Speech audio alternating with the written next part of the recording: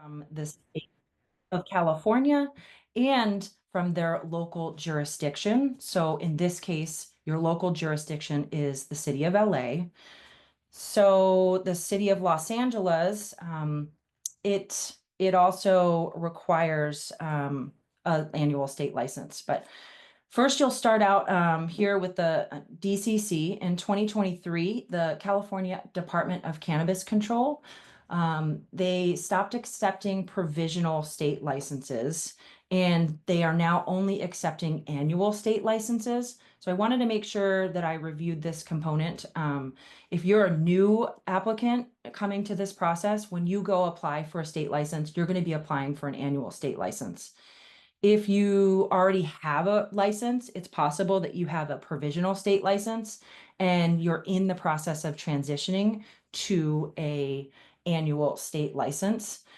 So it's important to know that differentiation. For a new licensee, you just need to know you're going to be applying for an annual state license. The provisional licenses are no longer available.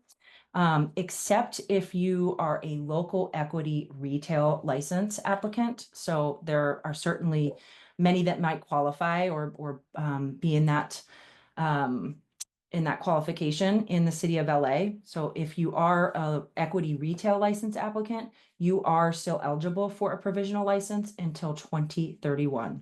But everybody else, when you're coming into the licensing system now, you'll have to apply for an annual state license.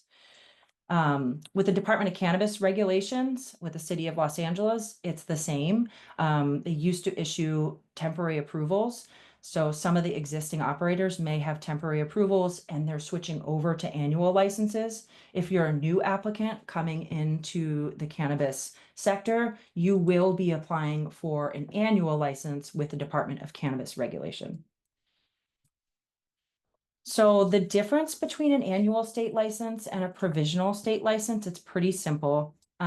It's what's called CEQA, the California Environmental Quality Act compliance. You'll need to provide that in addition to what you had to provide for a provisional state license. That's really the only difference between an annual state license and a provisional state license, is that annual, you're required to provide CEQA compliance. We'll talk about that in just a few moments. So you guys understand what CEQA compliance is. And the same goes for DCR's annual license. What's the difference between their temporary approval, what they were previously providing to applicants, and the annual state license? It's CEQA. So obviously your question is, what is CEQA? As I mentioned, it stands for California Environmental Quality Act. It's an older law. It was passed when Ronald Reagan was governor back in 1970. And it requires environmental review of proposed projects. So for all annual state licenses, they are subject to CEQA compliance, and the DCC may only issue an annual license when the project complies with CEQA. So how do you do that?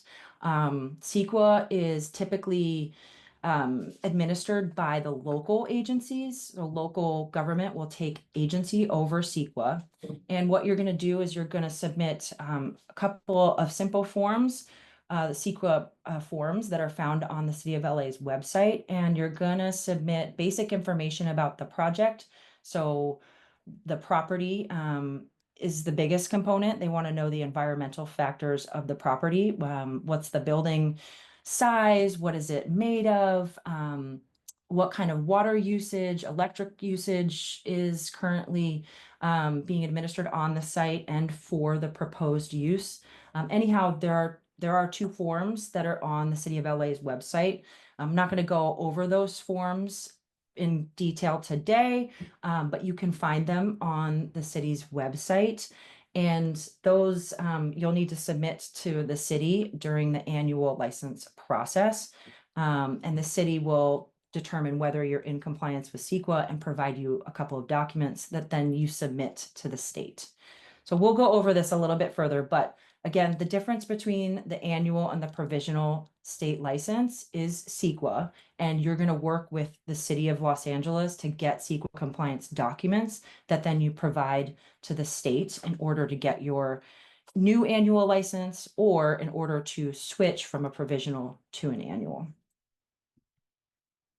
Okay, so the next section, I want to take a look at the City of Los Angeles licensing and permitting process.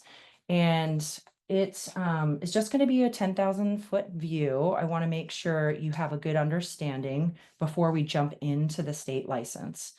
So first off, what I did was I broke up the city's process into 6 buckets. So the light blue boxes, those are the 6 different steps in order to get your licensing and permitting completed with the City of Los Angeles. We'll jump into each of those buckets really quickly so you have a good understanding.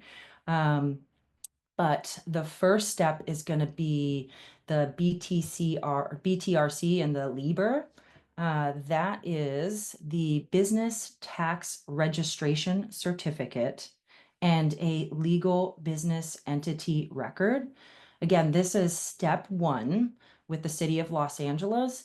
I've provided in the end of this webinar a getting started checklist, and it provides you with all the links and the steps to getting both of these items completed. But these are what you need to do before anything with the City of Los Angeles. The business tax registration certificate, it's actually, you're going to submit it to the DCR, and the Office of Finance will issue it, but it's the business tax registration certificate. And the second is the legal business entity record, and that you're going to submit on the DCR's licensing portal. Again, information on both of these steps can be found on the Getting Started checklist. But really basic information about this is what you need to do before you can complete these 2 steps is register your business entity with the state of California. So many of you may be seasoned business folks who have started businesses before and registered entities with the Secretary of State.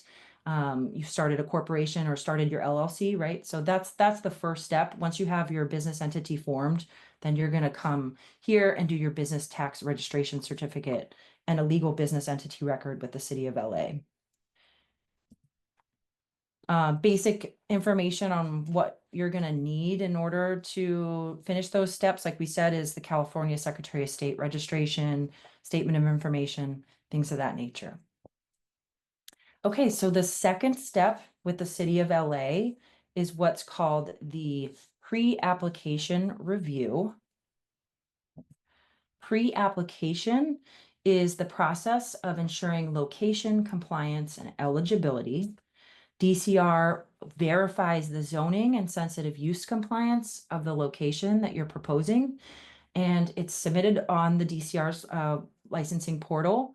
And it's pretty simple. This one, once you find an address that you would like to use as your business premise location, you'll submit just the property address and one form, which is the landowner attestation form. And you would do this before you sign a lease or before you purchase the property. You want to verify and get in writing from the City of LA that this property is in the right zone and that there's no schools nearby, there's no parks or other sensitive uses that would either really cause some wrinkles in the process for you, or it would cause your project to completely get denied. You want to know ahead of time that this location is going to work. And this is the process whereby you can do it. And fortunately, you can do it with the City of LA as long as you have the landowner attestation. It's a form that they'll just have to sign as a landowner saying they're confirming you can submit this pre-application. And then DCR can let you know whether or not that property will work for a cannabis business. Okay, step 3 is DCR's annual license. So DCR's annual license is the process where they conduct CEQA review. And for all application types, for retailers, in addition to the CEQA review, you're also going to have to do public outreach and meetings in this process. But again, that's only if you're applying for a retailer annual license. If you're any other business type, this is just where they'll do the CEQA review. And like I mentioned on DCR's website, there are the forms for the annual license process. And that's where you'll submit the CEQA information. Again, it's basic information about the site and your proposed use. They want to know the existing environmental conditions, and then basically whether or not your proposed project would increase or decrease any kind of environmental activity, such as energy use, water use. Anybody, pretty much all the projects, I'd say 95% of the projects going under CEQA review will get what's called a notice of exemption, whereby it means you're exempt from any further environmental studies and CEQA review. But in the case where you are doing a new build out, or a totally new, constructing a totally new building, or you're moving dirt around, essentially is an easy way to put it. If you're moving dirt, it's possible that you would need to have further CEQA review and have some further environmental studies done to see what that kind of impact your project would have. But again, most projects, you're not moving any dirt. There's no new buildings being constructed or anything of that nature. So you're just going to submit basic information about the project and the proposed use, and hopefully get a notice of exemption, which means you're good to go and your annual license will be issued. So the next step with the city of Los Angeles is the certificate of occupancy and building permits. This is definitely the hardest step, I would say. It takes a definite team of people to get your building permits and your certificate of occupancy. But essentially, it's really ensuring the interior of your building or your premise is suitable for cannabis operators, or for cannabis operations. So best case scenario is you find a building, it's already been used for delivery, cannabis delivery, and you're just going to need to submit a use occupancy verification, whereby, again, you're just submitting information about the business premise to the building department. And they confirm that your premise is already consistent with the permitted use with your proposed use. So you don't have to get a building permit, and you just get a certificate of occupancy, right? So again, that's like best case scenario. You're occupying a building that's already been used by another cannabis operator. And so you just have to verify that the use of that building is consistent. If you are doing any kind of tenant improvements, or you're going to operate and you have a building that's currently just a shell and you need to put walls and rooms and doors and bathrooms in, that's definitely going to require a building permit. And a building permit, you're going to need to have a team, you have to have an architect, a mechanical engineer, electrical engineer, all kinds of engineers that come in and help draw the plans to show how the construction is going to be done.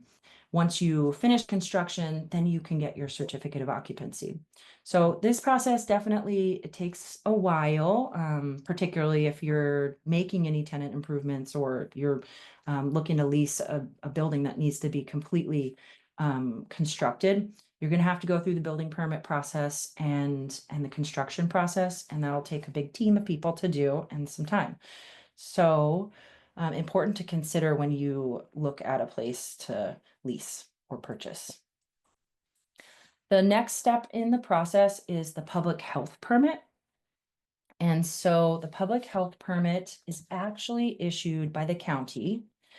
And the public health permit is the process of ensuring that the licensed cannabis business is complying with public health standards for consumers, state regulations, as well as local ordinances relating to construction, building materials, equipment, equipment installation, and ventilation systems.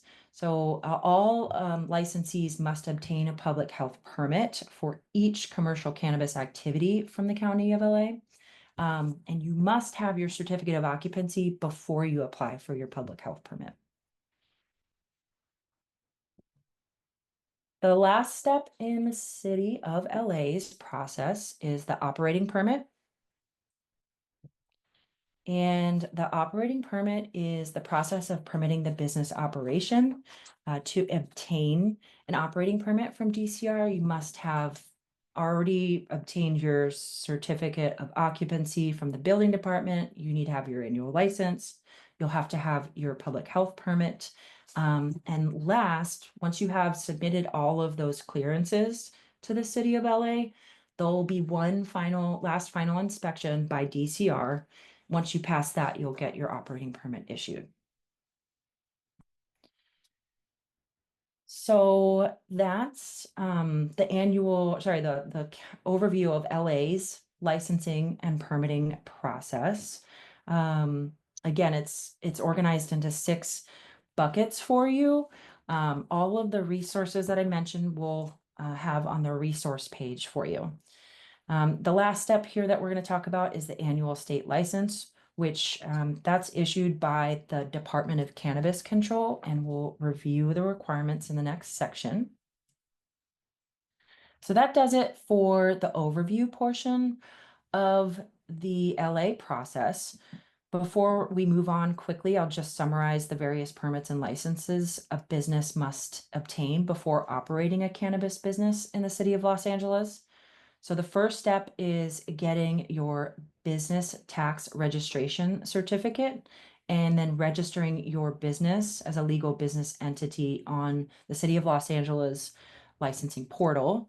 Next, once you find a location, you will submit a pre-application, and that's where the DCR will confirm that the zoning is correct and that there's no sensitive uses. Next, you submit your annual license, which is the process where DCR will review your CEQA documents and provide you with your CEQA compliance documents. The fourth step is the certificate of occupancy and the building permit. Again, you need a certificate of occupancy from the building department, and you'll either need to verify that the current state of the building fits the use that you're proposing, the cannabis use that you're proposing. If that doesn't work out, then that means you need to submit a building permit. And those can vary in terms of difficulty, but it really just depends on what kind of use you're proposing, whether it's cultivation or delivery. Delivery can be rather easy versus cultivation. You've got a lot of equipment, right? So that building permit step is probably the longest one. The next is the public health permit from the county. And then the 6th step is the operating permit, which is again issued by the Department of Cannabis Regulation. So it is a linear process. So you'll do these in order. However, once you start your annual license with the city, that's the time when you can start your annual license with the state. And you can also, I would say, start your building permits at the same time that you submit your annual license as well. You might as well get a start on that. You'll prepare, it'll take you about 4 or 5 months to prepare your building permit application. So you might as well just get that started when you're doing your annual license. Okay, so let's move on to the annual state license process. Okay, so before I get started, just want to make sure I hit home on this, which is when do I begin my annual state license? So applicants can submit an annual state license application to the Department of Cannabis Control to the state. Once they have submitted a local annual license to the Department of Cannabis Regulation, and the DCR needs to provide you what's called a notice of complete application, which means basically you submit your local annual license, they review it for completeness, and they'll give you a notice of complete application. At that point in time, you're ready to submit your annual state license. There's still a bit of a process with DCR to approve your annual license, but because you have a complete application, they're going to allow you to submit for your annual state license. And it's important to have that step done because the first thing the Department of Cannabis Control does when you submit your application, they reach out to DCR to make sure you're in compliance. So if you haven't reach this point, you're just going to be at a standstill with the state. Okay, so the annual state license application process. Here I have listed out all of the steps. First, you're going to want to collect all of the information, forms, and documents. That's what I'm going to spend a decent amount of time reviewing in just a few. Second, you'll create an account on the state licensing portal. Third, you'll submit the annual state license application on the portal, as well as the owner application. Next, you'll pay the application fee. So the application fee is paid up front, and for most applications, that fee is $1,000. Once you've submitted the complete application and paid that fee, the DCC will review the application. And once the application has been reviewed and it's approved, then you'll pay what's called the license fee, and that's the second portion of the fee that's going to be due. Those are based on revenue. I'll take a look at those later so you can get an idea of what to expect. But you'll pay that license fee, and once the license fee is paid, you'll have your license issued immediately. The certificate will be emailed to you once you make that payment. So let's take a look at a list of the required forms and documents for a state license application. So what I'm going to take a look at right now, these are required for all state license applications, whether you're retail, delivery, distribution, cultivation, manufacturing, all of these are required. And first we'll take a look at the business entity formation. So I've mentioned this when we were talking about the first steps with the city. It's pretty much also just the first step in general, which is establishing your business entity. So most of you are probably going to register your business with the state of California. Maybe you establish it somewhere else, that's fine, but all of these documents are going to be required regardless of the state that you register in. So first, you're going to need the articles of organization or the articles of incorporation, depending on whether you're establishing an LLC or a corporation. Next, you'll need your federal employer identification number, which you apply for with the IRS. Next is a seller's permit, and the seller's permit you apply for with the California Department of Fees and Tax Administration. So CDTFA, that's the seller's permit. You'll need one of those. Next would be, if you're an LLC, you'll need to provide an operating agreement. If you're a corporation, you'll need to provide bylaws. And then for any entity, you'll need to provide what's called a statement of information. Typically, people have an attorney establish business entities for them. But if you are a seasoned entrepreneur, you've started many businesses before, you might know this process and be familiar with it. Of course, if you are, you can do that yourself. But if you have a couple business partners and you need to work on an operating agreement and bylaws, an attorney is definitely a good idea in that case. So next, what you'll need, so once you do establish your entity and you obviously have your understanding of who the business owners are and what percentages they own, you'll want to make sure you come prepared with the name, contact information, and ownership percentage for owners and for financial interest holders. So owners, according to the state, are any individual or business that owns 20% or more of the company, and a financial interest holder is anybody that owns less than 20%. So regardless of what category that they fall into, you're gonna want to have the name, contact information, and ownership percentage for each of them. Next would be the legal right to occupy is a category that the Department of Cannabis Control puts the landowner approval form under, as well as your commercial lease or deed. So if you own the property, you'll have to submit a copy of the deed. If you're leasing a property, you'll need to provide a copy of the lease. And then regardless of the situation, you'll have a landowner approval form. And there's a template for that. I will provide it in the resource section. But the landowner approval form, it's kind of redundant because in your lease, it's probably going to say that you're allowed to operate a cannabis business. But this form reiterates the landowner's name, the landowner's contact information, and expressly authorizes you to operate the business that you're proposing. So though that form is required regardless of what your lease says, just FYI. So moving on, the next set of documents I want to look at, we'll start off here with the premise diagram. So the premise diagram is a site plan or a floor plan, you might call it. It's kind of the combination of the two. This can be hand drawn if you wanted to. It doesn't have to be done by a licensed architect or an engineer.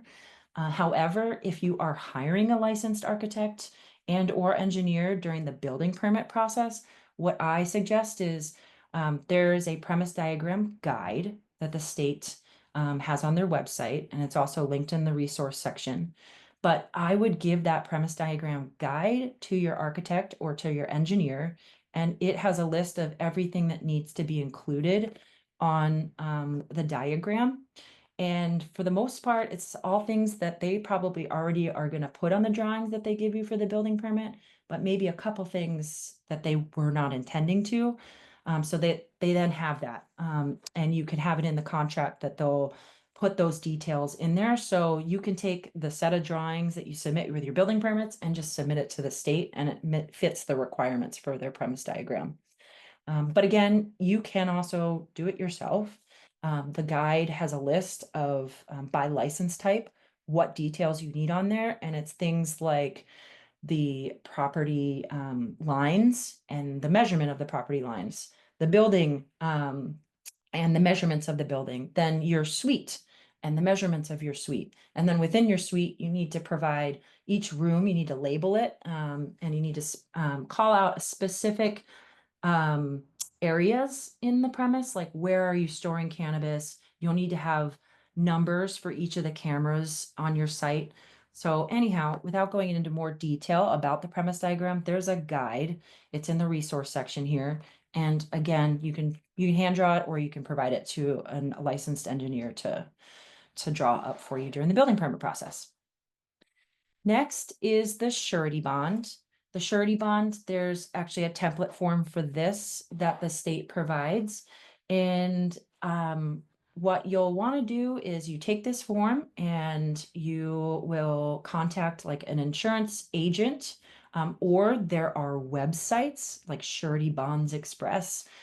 You can go to one or each of those. Anyhow, the surety bond, there's a specific template that you have to use, and an insurance agent will be able to obtain it for you. They will get somebody to provide that bond for you, or you can request it through one of those websites that I mentioned. The surety bond, the cost of a surety bond, so it's a $5,000 surety bond. You don't have to pay $5,000, but it provides the state assurance that if you violate any laws and they have to destroy the product, that bond is used for them to basically cover the costs of them having to destroy product if you get your license revoked or something like that. But anyhow, the cost that it is to you for the surety bond is based on your credit score. So I've seen surety bonds cost anything from $250 to $1,200. It's based on your credit score. So I would suggest if you have a business owner with amazing, impeccable credit, that you have them apply for the surety bond, if that's a possibility. The labor peace agreement notarized statement, that's the next document. Everyone must supply this document, and it must be notarized. It basically is a statement that says that you currently have 0 to 9 employees, and that if you go over 10 employees, that you'll enter into a labor peace agreement. For existing operators, once you hit 10 plus employees, you have to enter into a labor peace agreement, which basically means that you will allow your employees to organize if they choose to. So the labor peace agreement is just a statement, though, that says you currently are under 10 employees. And so that needs to be notarized. There's a template. It's in the resource section for you. Next is the social equity fee relief form. So this one is interesting. So the social equity fee relief form is if you want to get, you'll see the form and it is two sections. One is if you want to get the fee waived, and one is if you want to get the fee deferred for 6 months. Well, they are no longer offering waivers, meaning that you have to pay the fees no matter what. They don't have funds left to waive the licensing fees for social equity members. However, you can still get the fee waived for 6 months if you want. But more importantly, even if you don't want to waive the fee because you have the money to pay it now, I would still submit this form because there are tax credits that you are eligible for. And you just need to submit this form and have the state say that you're eligible, and then you can utilize that email to then provide to your accountant when you're filing your taxes, and you get eligible for some tax credits, equity tax credits. I'll talk a little bit more about that later, but make sure you do it because obviously everybody wants to get as much money back as possible. Next, evidence of CEQA compliance. We talked about that already. If you are a provisional license holder currently, and you need to provide the state with CEQA compliance to transition to your annual license, you need to show continuing, if you don't have CEQA compliance in hand, you need to show continuing evidence that you are working towards it. So things like email communication with the city, that shows you're in the process and you're diligently working with them to complete it is good. But if you're an annual state license applicant, you're gonna need the annual license in hand from the city, or the notice of exemption as well from the city in order to pass through the CEQA compliance part of the state license. So you can start your application and maybe submit that component a little bit later, like if you've already submitted your annual state license or your annual city, so you don't have the completion of it, you can still submit this license and put a placeholder in it for the time being. You know, if you know you're gonna get it a month or two from now, you can put a placeholder in there, or put the notice of completion of application in there, and submit the actual final CEQA documents further into the application review process. So I did just want to let you know that, again, as long as you've got your annual license with the city submitted, you can submit your state license and put a placeholder, the notice of complete application in as your CEQA compliance. It's not the final document. You'll have to provide some follow-up later, but you could get around not having the final documents by just submitting a placeholder. Okay, so a couple of items are license specific. So if you're a manufacturer, you're going to need to submit a products and activities list. So there's many manufacturing license types. There's type N for infusion, type P for packaging, type 6 non-volatile, type 7 is volatile. So you'll need to provide an activities list. What manufacturing activities are you conducting? And you also need to provide a list of the products that you intend to manufacture. So you need to know that ahead of time. Anyhow, you'll also, if you're a type 6 or type 7, you're going to need to provide closed loop certification and a fire department approval. For distribution, you will need to provide proof of general liability insurance. That's for distribution only. Cultivation has a lot of extra or additional items that need to be submitted. So if you're a cultivator, you're going to need to submit a lighting diagram. You're going to need a pest management plan, waste management plan, property diagram, and a premise diagram. So we talked about the guide for the premise diagram for the other licenses. that's linked here on the resource page. For some reason, they have a guide for this, for the cultivation plan, all of these items, but I don't know where it is on the website anymore, but I have a copy of it. So I was gonna, it's just a PDF. So you guys can email me if you need a copy of it, but it goes into great detail and shows examples of the lighting diagrams. Lighting diagrams, it's going to be each room where you have mature and immature plants. You need to show the max wattage, the number of lights, and the max wattage per lights. For the pest management, you're going to need to it's a simple template. It's a one-page document. You list out all of the pesticides that you're going to be using on site. Waste management plan, super simple. It's a one-page template. Again, it's in this cultivation guide. And it's going to ask you to tell them what waste companies you're using, and provide that contact information for the waste company. The property and premise diagram, it's a little bit different than the one we talked about for all the other licenses, but kind of the same. They're just going to ask for certain things like where's your water location, a couple things that that aren't requested for the other license types. So like I said, there's a separate guide for this cultivation plan. Um, and I just have a PDF document, so hopefully I can get that to you if you need it. Other things for cultivators.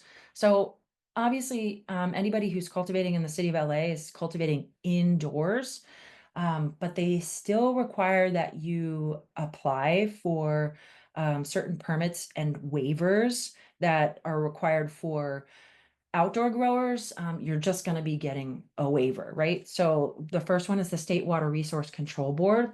That's the Waste Discharge Program enrollment. Um, and you're just going to get a waiver. It's $760, I believe, for indoor operators. And you're going to need to submit basic property information, a well location is pretty much all you need, the APN, and property information. The next one is the Fish and Wildlife Lake or Streambed Alteration Agreement. This is free. But again, you have to go to the Fish and Wildlife website and apply for this, and you're going to be exempt. But you'll go through that process. Both of these things can take like 3 months to get issued. So you don't want to wait till last minute to get these. You don't need to wait. Like I would submit, when you submit your annual cultivation license application, I would submit these before or at the same time. The Department of Pesticide, County Ag Commissioner, this is where you're going to register you're going to register with the County Ag Commissioner. And this you'll do once you start operating. Okay, so just some pro tips I wanted to go over. I have done a lot of state license applications, and the problems with the applications are pretty predictable at this point. So first one is the business entity name. So when you go file with the California Secretary of State, it's going to say the permit company, comma, Inc., period, right? That's exactly how it's spelled on the California Secretary of State website. That's my business name. So everything, I mean, every single document and every single application that you file for, you want to make sure that it matches the California Secretary of State page exactly. So if you get your surety bond back, and the insurance agent made a mistake on it, tell them to correct it right away, because it's going to cause a delay in your application. Like I wouldn't even submit it if they left off the ink part. Just get them to fix it. Not some of that stuff is at the discretion of the analyst that's checking your paperwork, and hey, maybe sometimes it gets by, but I just wouldn't bank on it. So the lease, you need to make sure that it's in the California Secretary of State. It matches at the California Secretary of State page exactly. A lot of times people get a lease written and it's in their name, their personal name. You can obviously just have a lease amendment that clarifies the name and changes it to the business. But if you can, get that in writing on the lease from the get-go. Surety bonds. So the surety bond, again, you want to make sure it's got the same name. all of your applications, anything that you submit on the portal. The next is the address. So again, sometimes people leave the suite number off. Sometimes your insurance agent, again, or somebody else who's helping you out just misses it. If you see it, make sure you correct it on all of the documents. So you want it to match the same address on your applications, is the same address on your surety bond, and the same on all those forms. Your surety bond needs to be renewed each year. Sometimes these applications sit in the queue longer than a year, so make sure you register or you renew it each year. Don't get your live scan done until the state requests it. The state has a different live scan process now, so you're going to submit your application, submit your owner application, and then they give you the form to go get a live scan. So just wait until they give you the form to go get your live scan. A lot of times people will find the form somewhere online and go get it. They've changed the whole process, so I wouldn't waste your time and your money until they give you the form. On your application, make sure you put 0 employees. You haven't started your business yet, so don't put what you anticipate, because then it'll require you to do some other forms that you just don't need to do right now. So put 0 employees. We've talked about this, the social equity relief. Funding for waivers is exhausted, but you may qualify for some equity tax credits. So don't forget that. Also, don't forget to file your corporate taxes. Okay, so you start your entity and you submit these applications, and it takes like 1.5 to 2 years. If you don't file your taxes, even if they're $0, it's possible that your entity will get suspended by the Franchise Tax Board. And if your entity gets suspended, it's such a hassle to get that status back to in good standing, and it could delay your application getting approved. They won't approve your application unless you're in good standing. So just don't forget. So this is just the social equity form. I just wanted to show you a picture. The top here is page 1. Obviously, you're not going to fill out the fee waiver section. You're going to just scroll on down to the section on fee deferrals. You'll check that box and then fill everything out below that. But you don't need to fill out the fee waiver section, just the fee deferral section. Okay, so where to submit? You're going to submit cannabis.ca.gov. When you go to cannabis.ca.gov, that's the Department of Cannabis Control's website. It's always going to look like this. You're going to have this menu bar up at the top. This applicant tab is where, number 1, you're going to find all of the resources that we've been talking about. So this resource section, if you click on that, that's where you'll find all the forms we talked about.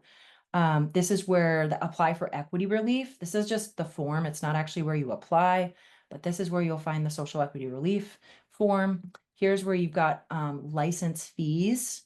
So you can go check those out over there.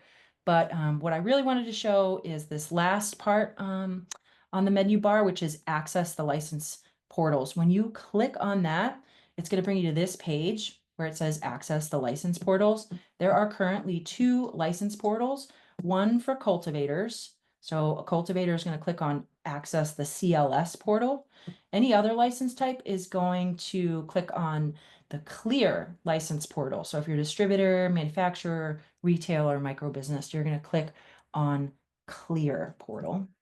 Once you come to the portal, it's going to look like this. If you already have registered, you would just click login, put in your username and password. If you have never started an account with the Department of Cannabis Control, you're going to hit register. And you register your account. They are attached to an individual, not to a business. So as the initial person to apply for the application, you'll register yourself. For myself, it would be Courtney Lang. I would register myself as an individual, and then from my individual account, I would start a license application for the permit company. But anyhow, so when you come, you hit register. That'll spark the registration process so that you can get your username and password for the portal. Once you finish registration, it'll kick you back to this page, and you just click login and you do so. Once you log in, it'll bring you to this page. This is the home page. If you've already applied for licenses, or once you do apply for licenses, those will be under the My Records section. That's where your licenses and your applications will live. When you're starting a new application, you'll come down here and you'll click whatever type of license you are trying to submit. So if a retailer, you click retailer, distributor, you click distributor, right? So that'll prompt you to go through the submittal process where you'll type in the information, and then you will upload the documents. And once you submit the annual application of your choice, then you'll have put in the owner information. So you'll put in yourself and your business partners, and you'll put their contact information in, right? Their email.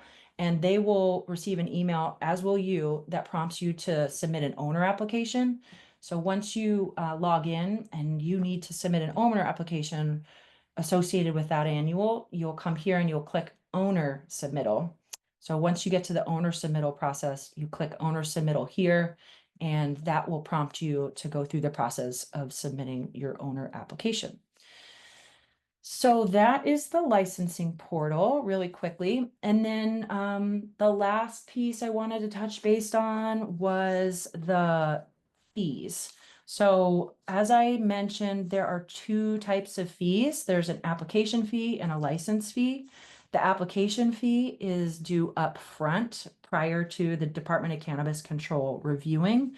For most licenses, that application fee is going to be $1,000, except for cultivators. It's 10% of the total fee due, which I don't go over the cultivation license fees in this webinar, but I showed you where they are on the website. But they're around the same amount. Anyhow, so $1,000 is due application fee up front. And then once the review is done and your license has been approved, you pay the license fee. And after you pay the license fee, then your certificate is issued.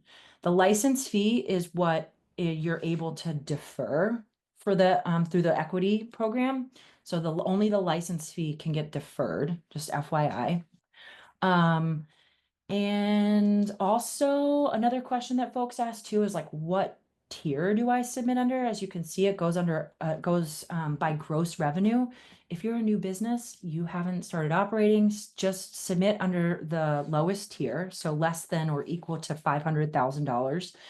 There's no need to submit on what your anticipated sales are. If your sales go over $500,000, you just simply notify the Department of Cannabis Control and they'll adjust your fees accordingly. So just submit under the lowest tier when you're starting out. So another, this is just, I'm just going through the licensing fees for each. As you can see, they're a little bit different. Application fee is the same, but the others, license fee is based on revenue. Here's manufacturing, again, starts out at 2,000, goes all the way up to 75,000. Before I move on to the next section real quick. So when you get your license approved and then the license fee is due, you have to pay that within 60 days. So if you don't pay that final license fee within the 60 days, they'll abandon your application and then you need to start over again. So just adhere to that, because again, it really just depends on the analyst that you get. Sometimes you might be able to work something out, but sometimes you don't, and your application's abandoned and you have to start all over again. So just make sure you pay that fee within that 60-day window.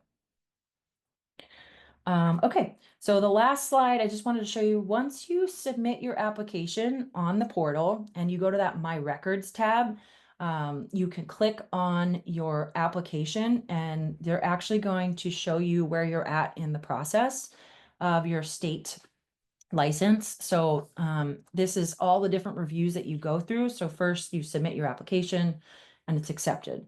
Second is admin review, which is mostly like the business owner review part, where they make sure the owner applications are complete and live scans are complete. Next is business review, where they take a look at your business entity documents and most of the documents that we talked about in the earlier section. The last big part of the review is the science review, and science review is really just CEQA. So the science review is when you need to make sure all your CEQA stuff is done. So like during the application acceptance part, you could have your notice of complete application from DCR, but during the scientific review part, you need to have your annual license by DCR issued before you can get past that onto final review. The whole process, if you have everything in place and done, you could go from application acceptance to final review in 3 months for most applications, except for cultivation. I would say the shortest timeline that you can get your cultivation license issued is really 6 months. So 6 months for cultivators, 3 months for other licenses. However, that's if you are really prepared with everything and have zero mistakes. And so however, I would prepare yourself to have this take more like 6 to 9 months. So that is just a review of the process. Next, we'll take a look at the resources real quick. So we talked about all of these throughout the process, and I just wanted to make sure I listed them out for you and gave you a direct link. Number 8, the equity tax credit and the vendor compensation. Those are the equity tax credits that you might qualify for. I gave a link directly to those programs so you could see if you're eligible. The equity tax credit is a $10,000 tax credit, which I think all licenses are eligible for. And then the vendor compensation is just for retailers. And then here are some of the City of LA resources that we spoke about. So again, links provided for you. Okay, now we're going to move to the question and answer. I think Dr. B is going to join us. Yes, here I am. Thank you so much, Courtney. That was so informative. Why don't Great. we'll just move right into the Q&A, okay? Sounds good. All right. First question. Can I deliver within the City of LA limits if I have a state license and a license in another local jurisdiction? Yes. Short answer is you can. You do need to make sure. So let's say you have a delivery license issued by the city of San Diego and you're delivering in LA. You'll have your city license from San Diego, your state license from the Department of Cannabis Control. But you still would need to pay taxes on any deliveries that are made in the city of LA. You need to pay taxes to the city of LA. So if you are delivering outside of the jurisdiction that licenses you, you need to make sure that you check in with with the other jurisdictions' local tax agencies to make sure that you're paying the local taxes that are due. Okay, next question. Do I submit my BTRC to the Office of Finance or DCR?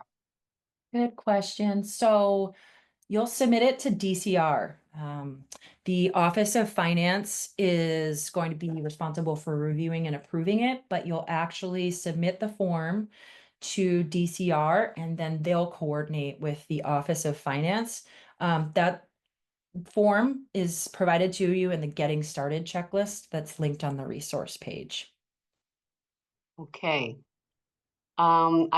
Next question. I currently have a provisional state license. What is an example of the evidence I need to prove that shows I am currently working on obtaining CEQA compliance? Yeah, so okay, you have a provisional license and you need to switch to an annual license. You're obviously required to demonstrate that you're working on obtaining CEQA. And so the first thing that you'll need to do is submit your annual license to the Department of Cannabis Regulation, and they'll give you the notice of complete application. So that's one form that you can provide to the state. And then otherwise, it's really kind of site specific. You just need to demonstrate that you're following the steps that the city is laying out for you and that you're not delaying that process. So just basically letting everybody know where you're at, your licensing analyst that you're working with. What did the city ask for you to do last, and when did you provide it? Give them timelines of where you're at, and provide email evidence or anything that can evidence that you're working with the city of LA to get your CEQA compliance. Great. What are we supposed to provide to DCC for the final CEQA determination before the January 1st deadline? Okay, so the January 1st deadline is the January 1st is the last day the Department of Cannabis Control can issue provisional licenses. So basically 2024 is the last year you can renew your provisional license. And so the state is really looking for provisional license holders to demonstrate that they're on the road to getting CEQA compliance. So there's, again, it's really project specific. You need to show that you're diligently working with the city and their process to get the CEQA compliance. So uh, again, the notice of complete application is the best document to show that you've started that process. And then any email communication preceding that demonstrates that you're continuing to provide any deficiencies that have been noticed on your application. You can show them that you've got um, your hearings scheduled or anything like that if you're a retail applicant. But the final CEQA documents that the city provides you is your annual license and what's called a notice of exemption. So anything in between your notice of complete application and your annual license that shows that you're staying on track and doing things diligently with the city will help you maintain your provisional license while you're working on it. And this is an add-on. How long does it take to get the notice of exemption from DCC?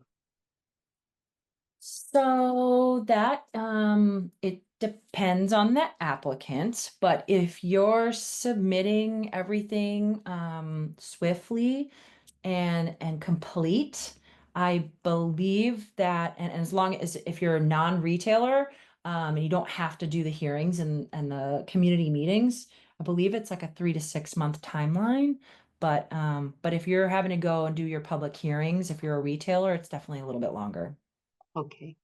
All right, next up. How much time will applicants have to find a compliant property before the application period closes? Um, I think that might be in regards to if you've been issued one of the lottery licenses maybe, and I believe you have a year to Yes, find a location. Yeah. yes. Um, Okay. Um, what is the average turnaround time for DCC to complete an annual state license application? Yep, good question. So again, if you're a anything but a cultivator, you can get your license in as little as 3 months. They're working really fast. That would not have been the case 2 years ago. 2 years ago, I would say like 6 to 9 months, but the DCC is really ramped up, and they are issuing licenses, I'd say like in 3 to 4 months. If you submit a complete application and you're on it, you're responding when your analyst gets back to you with some additional requests, you get back to them in a couple of days. You can get it as quick as 3 to 4 months once you've submitted the complete application.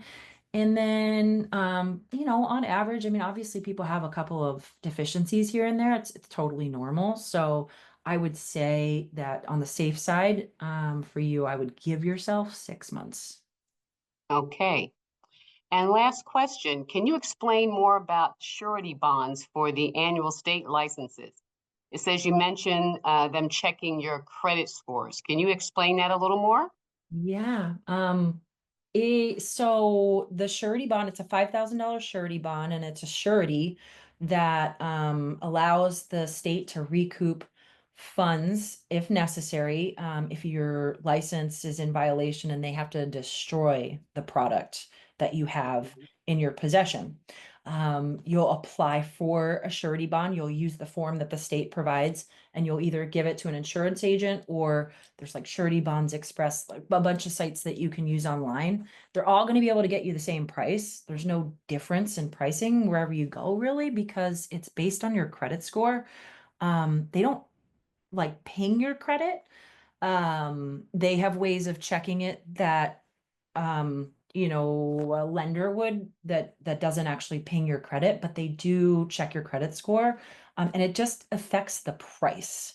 It doesn't mean you can't get a surety bond based on a certain score. It's just that you may be required to pay more. So, like I said before, I've seen them cost anywhere from like $200 to $250. Okay. Or sorry, $1,200, I see. 250 to 1,200. So the lower your credit score, the higher the cost for the surety bond, basically. The lower your credit, yeah, exactly. Yep. Okay. All right. Well, Courtney, thank you so much. That was fantastic. Yeah. So Thank informative, you. Courtney. Um, we all appreciate your time and commitment to helping cannabis small businesses owners through this very complicated local and state annual licensing process. You really know how to break it down where it's manageable. We really appreciate your support, Courtney. Thank you so much for Yeah. all your time and effort. Thank you again.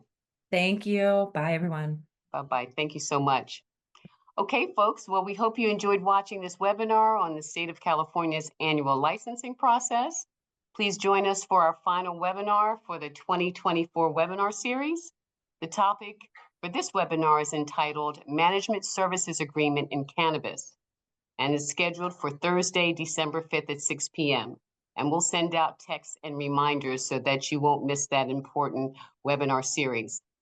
For any questions, please contact dcr.sep@lacity.org or dcrlicensing@lacity.org or contact your licensing analyst directly. And please don't forget to access the reference materials listed in the chat. Again, thank you so much and enjoy your Thanksgiving.